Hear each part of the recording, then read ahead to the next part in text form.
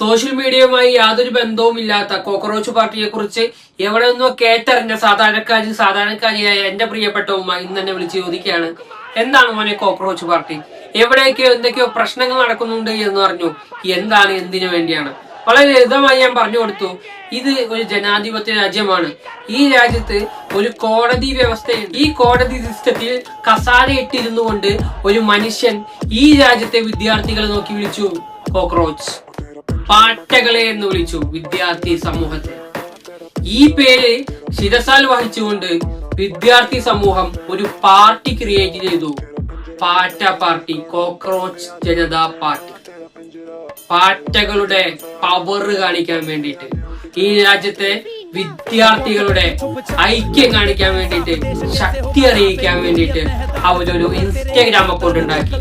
ഇത് നോക്കിയിട്ട് ചാണക നായ്ക്കൾ ഓളിയിട്ട് പരിഹസിച്ചു. പക്ഷേ രാത്രി വെളുത്ത മില്യൺ കണക്കിന്, ഇന്ന് 25 മില്യണിലാണ് കാലുകുത്തി നിൽക്കുന്നത് കോക്രോച്ച് ജനതാ പാർട്ടി.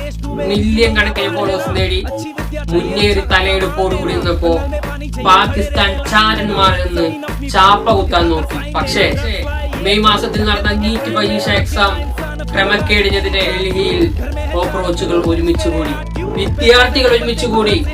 അവർ സമരം ചെയ്തു 47 ദിവസം കടക്കുകയാണ്. കേന്ദ്ര വിദ്യാഭ്യാസ മന്ത്രിയുടെ രാജിയാണ് ആദ്യ ആവശ്യം. കൃത്യമായുള്ള നടപടിയെടുക്കണം.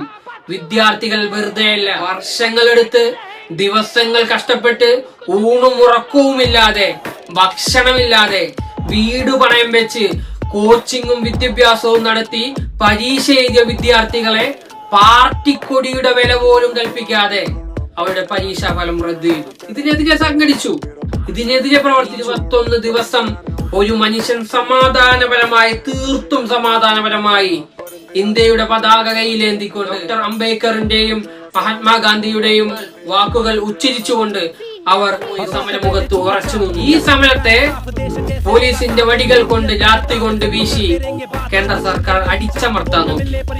പക്ഷേ വന്നത് 10 10,000 ദേശത്തിന്റെ പല ഭാഗത്ത് നിന്നും ഭാരതത്തിന്റെ മക്കൾ, ഇന്ത്യയുടെ ജനാധിപത്യ വിശ്വാസികളായ വിദ്യാർത്ഥികൾ അവിടേക്ക് തടിച്ചുകൂടിക്കൊണ്ടിരിക്കുക. രാജ്യത്തിന്റെ വിദ്യാഭ്യാസ സംഹിതയോട് കേന്ദ്രം കാണിക്കുന്ന, രാജ്യത്തിന്റെ ജനാധിപത്യത്തോട് കേന്ദ്ര സർക്കാർ, BJP സർക്കാർ, മോദിസം കാണിക്കുന്ന തോന്നിവാസത്തിനെതിരെ, ഈ മോദിസം വേണ്ട, ഈ BJP ഇവിടെ വേണ്ട, ഫാസിസത്തെ വലിച്ചെറിയാൻ വേണ്ടിയിട്ട് വിദ്യാർത്ഥികൾ ഒരുമിച്ചുകൂടി ഒന്നിച്ച് രക്തം ചിന്തിക്കൊണ്ടിരിക്കുന്ന ഒരു സമരം ഇന്ന് രാജ്യത്ത് കടന്നുപോയിക്കൊണ്ടിരിക്കുക. അവരുടെ കൂടെ നിൽക്കാൻ നമുക്ക് കഴിയുന്നുണ്ട് എങ്കിൽ, നമ്മുടെ തലച്ചോറിൽ ചാണകം അടിഞ്ഞുകൂടിയിട്ടില്ല എന്നുണ്ടെങ്കിൽ നമുക്ക് പറയാം നമ്മൾ ഇന്ത്യനാണ്, ഇന്ത്യക്കാരാണ് എന്ന്.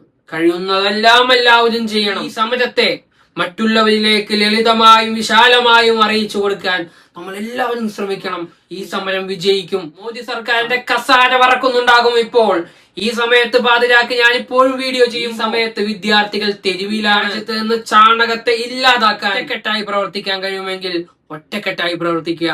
ഒറ്റയ്ക്ക് ചെയ്യാൻ കഴിയുന്നത് ഒറ്റയ്ക്ക് ചെയ്യുക. ഒന്നു മാത്രം, ജനാധിപത്യം. വസ്സലാം.